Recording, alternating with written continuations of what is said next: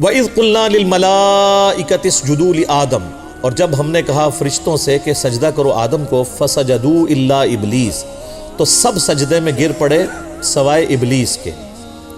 ابلیس یعنی جو جیلس ہونے والا، حسد کرنے والا۔ اچھا، یہاں پہ یہ حکم نہیں آیا کہ ہم نے فرشتوں اور ایک جن کو حکم دیا، یہ تغلیب کا قاعدہ ہے۔ قرآن میں 7 مقامات پہ قصہ آدم اور ابلیس آیا ہے۔ سورہ البقرہ میں بھی آیا ہے، اس کے بعد سورۃ الاعراف میں آئے گا، سورہ الکہف میں، سورہ بنی اسرائیل میں، سورہ طٰہٰ کے اندر، سورہ صاد کے اندر۔ لیکن ایک ہی موقع ہے قرآن میں جہاں پہ یہ بات آئی ہے کہ وہ جن تھا اس لیے سجدہ نہیں کیا۔ 6 مقامات پہ یہ پتہ ہی نہیں چلتا کہ فرشتوں کو حکم ہوا ہے تو ایک فرشتہ کیوں باغی ہو گیا ہے، جبکہ قرآن جگہ جگہ آتا ہے فرشتے باغی نہیں ہوتے۔ اس لیے میں کہتا ہوں قرآن کا ایک صفحہ بھی اگر آپ نکال دیں نا تو قرآن ہدایت کے لیے کافی نہیں ہوگا۔ اور وہ سورۃ الکہف میں ہے کان من الجن، وہ جنوں میں سے تھا، ففسق عن امر ربی، اس لیے اس نے اپنے رب کی نافرمانی کی۔ اگر وہ فرشتہ ہوتا تو کبھی بھی نافرمانی نہ کرتا، وہ جنوں میں سے تھا۔ ابا واستکبر، وہ اکڑ گیا اور تکبر کیا، انکار کیا اس نے اور تکبر کیا۔ وکان من الکافرین، اور یوں وہ کافروں میں داخل ہو گیا۔ اور ایک ترجمہ یہ ہے کہ وہ ہے ہی کافر تھا، مراد یہ کہ اس کے اندر کی یہ جو تکبر تھا اس کو کھولنے کا سبب یہ واقعہ بنا، ورنہ وہ اندروں ہے ہی کچھ سی، اس پہ مشکل وقت نہیں آیا تھا۔ جس طرح معذرت کے ساتھ آپ دیکھتے ہیں ہمارے جو پولیٹیکل لیڈرز ہیں، جب وہ اپوزیشن میں ہوتے ہیں تو ماشاءاللہ لگتا ہے کہ ان سے زیادہ کوئی امت کا خیر خواہ نہیں ہے، اور جن جن باتوں کے اوپر وہ حکمرانوں کو ٹانٹ کر رہے ہوتے ہیں، جب وہ خود حکومت میں آتے ہیں ان حکمرانوں کی طرح وہ بھی بلکہ اس سے بھی بڑھ کر برے طریقے سے بیہیو کر رہے ہوتے ہیں۔ تو ہم بھی کنکلوڈ کر سکتے ہیں کہ یہ اصل میں یہ بھی اندر سے یہی کچھ ہی تھا۔ ہاں، ایکسپوز اس وقت ہوئے کہ جب ان کے اوپر بھی وہی وقت آیا، جب تک مشکل وقت نہیں آئے گا تو کیسے پتہ چلے گا؟ غزوہ تبوک نہ ہوتی تو منافقین اور مومنین کا فرق کیسے پتہ چلتا؟ غزوہ احد نہ ہوتی تو عبداللہ ابن ابی جو 300 بندے لے کے الگ ہو گیا تھا تو کیسے پتہ چلتا کہ ماشاءاللہ نعرے مارنے والوں میں 300 بندہ جو ہے منافق ہے؟ کیسے پتہ چلتا؟ 1000 میں سے 300 نکل گیا۔ عبداللہ ابن مسعود کہتے ہیں کہ اگر یہ غزوہ احد کا یہ واقعہ نہ ہوا ہوتا، کوئی مجھ سے پوچھتا تو میں قسم اٹھا کے کہہ سکتا تھا کہ نبی علیہ السلام کے صحابہ میں کوئی بھی منافق نہیں ہے، لیکن میں تو حیران ہو گیا کہ 300 بندے تو احد میں ہی نکل گئے، 1000 میں سے 300 نکل گئے، آلموسٹ 1/3 ہی نکل گئے نا۔ تو جب مشکل وقت آتا ہے پھر پتہ چلتا ہے کہ کون کون محبوب کی امت میں سے ہے۔ ویسے آپ کہہ لیں جتنا مرضی آپ نعرے مار لیں، اپنے املاک کو نقصان پہنچا لیں، بڑے بڑے بینرز لگا لیں، بہت آسان ہے، مشکل وقت میں پتہ چلتا ہے۔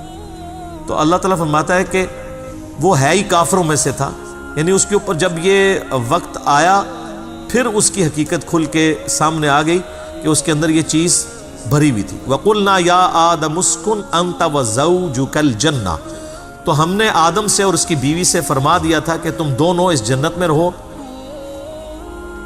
وَكُلَا مِنْهَا رَغَدًا حَيْثُ شِئْتُمَا، اور دونوں کھاؤ پیو جتنا چاہو، یہاں پر جتنا عرصہ چاہو یہاں پہ اس جنت میں رہو، لیکن ایک شرط کے ساتھ، وَلَا تَقْرَبَا هَٰذِهِ الشَّجَرَةَ، یہ ایک درخت ہے جس کے قریب نہیں تم نے جانا، فَتَكُونَا مِنَ الظَّالِمِينَ، اگر ایسا ہوا تو تم پھر حق تلفی کرنے والوں میں، ظالموں میں، اللہ تعالیٰ کے نافرمانوں میں شمار ہو جاؤ گے۔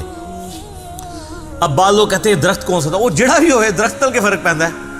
اللہ تعالیٰ وہ درخت کی کوئی خوبی نہیں بتانا چاہ رہا کہ وہ درخت نے اینج کر کے کھینچ لیا سی، یہ بتانا چاہ رہا ہے کہ اللہ نے ایک سیمپل کے طور پہ ایک چھوٹا ٹیسٹ انسان کو گزارا کہ forbidden fruits are always sweet, منع کیے گئے پھل ہمیشہ میٹھے ہوتے ہیں، یعنی وہ انسان اس کی طرف مائل ہوتا ہے نا۔ تو یہ انسانیت کا ایک ٹیسٹ تھا کہ دنیا میں، چونکہ اللہ نے تو پہلے ہی پلان کر دیا تھا کہ دنیا میں تو میں نے بھیجنا ہے، یہاں پہ انہوں نے رہنا ہے، تو ان کے لیے کچھ چیزیں ہوں گی جو میری طرف سے حکم ہوں گی یہ کرنی ہے، اور کچھ چیزیں ایسی ہوں گی جو منع کی گئی ہوں گی۔ اس کے لیے ایک چھوٹا سا آپ سمجھ لیں اینول ایگزامینیشن سے پہلے ایک چھوٹا سا ٹیسٹ سمجھ لیں، تو اس میں سے یہ گزارا.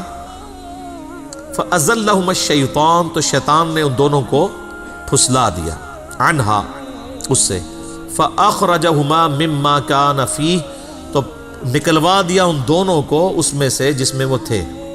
اچھا اللہ تعالیٰ یہ جو سیغے استعمال کر رہا ہے تثنیہ کے کر رہا ہے، لہذا یہ کرسچینٹی میں آیا نا وہ کہتے ہیں ایکسس آف ایول جو ہے وہ عورت ہے. ایو اما ہوا کو انگلش میں کیا کہتے ہیں؟ ایو.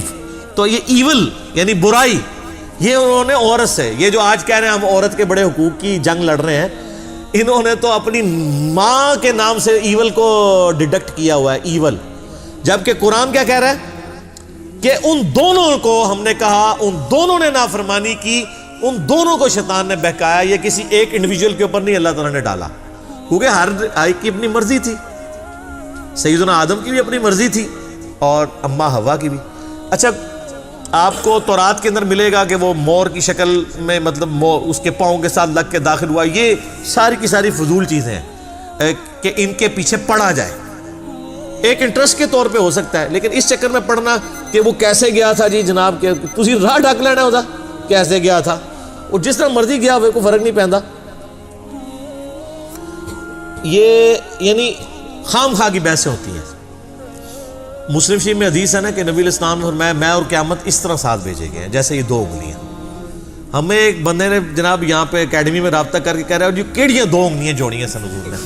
وہ بھائی جیڑیاں بھی 2 جوڑیاں نے بتانا آپ علیہ السلام یہ چاہ رہے تھے، یہ والے ویسے یہی 2 جوڑی تھی شہادت کی اور درمیان والی، کہ میرے بعد اب قیامت ہی آئے گی، کوئی پیغمبر نہیں آئے گا. یعنی نبی علیہ السلام خود بھی قیامت کی خبر ہے. یہ مقصد نہیں تھا کہ آپ یہ بتائیں کہ وہ انگلیاں کون سی 2 تھی. تو یہی ہوتا ہے کہ ہم انگلیوں کے چکر میں پڑ جاتے ہیں، جو میسج ہے وہ پس پش ڈال دیا جاتا ہے. یہاں پہ بھی اللہ تعالیٰ نے فرمایا کہ شیطان نے ان دونوں کو ورگلایا. ابھی یہ آیت باقی ہے، انشاءاللہ اگلی دفعہ اس آیت کو ہم ایلبوریٹ کریں گے کہ کس طریقے سے یہ سارے معاملات ہوئے، اور کراس ریفرنس کے طور پہ جو باقی آیات جہاں سے ضرورت پڑی تو میں انشاءاللہ اس کو بیان کروں گا. اللہ تعالیٰ سے دعا ہے جو حق بات میں نے کہی اللہ تعالیٰ ہمارے دلوں میں راسخ فرمائے. اگر جذبات میں میرے منہ سے کوئی غلط بات نکل گئی تو اللہ تعالیٰ ہمارے دلوں سے اسے محو کر دے، ہمیں معاف بھی فرما دے، ہمیں کتاب و سنت کی تعلیمات پر عمل کر کے دوسرے بھائیوں تک پہنچانے کی توفیق عطا فرمائے. اللہم صلی علی محمد وعلی آل محمد کما صلیت علی ابراہیم وعلی آل ابراہیم انک حمید مجید. اللہم بارک علی محمد وعلی آل محمد کما بارکت علی ابراہیم وعلی آل ابراہیم انک حمید مجید. سبحانک اللہم وبحمدک اشہد ان لا الہ الا انت استغفرک واتوب الیک وما علینا الا البلاغ المبین. جزاکم اللہ خیر.